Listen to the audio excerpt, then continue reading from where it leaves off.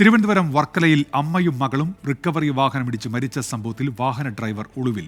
വാഹനത്തിന്റെ അമിത വേഗവും ഡ്രൈവർ മദ്യപിച്ചതുമാണ് അപകടത്തിന് കാരണമെന്നാണ് നാട്ടുകാർ പറയുന്നത്. പ്രതിക്കായി അന്വേഷണം ഊർജിതമാക്കി.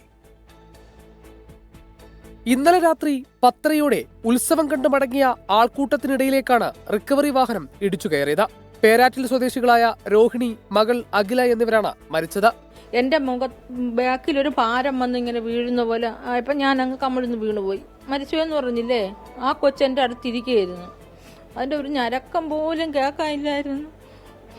വാഹനത്തിന്റെ അമിതവേഗവും ഡ്രൈവർ മദ്യപിച്ചതുമാണ് അപകടത്തിന് കാരണമെന്ന് നാട്ടുകാർ ആരോപിക്കുന്നു. ആദ്യം നമ്മൾ കാണുന്ന പയ്യനെയാണ്. അപ്പൊ പയ്യനെ കണ്ടപ്പോൾ തന്നെ കാലൊക്കെ 2 ഭാഗങ്ങളായി വേർപെട്ട ഒരവസ്ഥയും വിരലുകളൊന്നും ഇല്ലാത്ത അവസ്ഥയായിരുന്നു.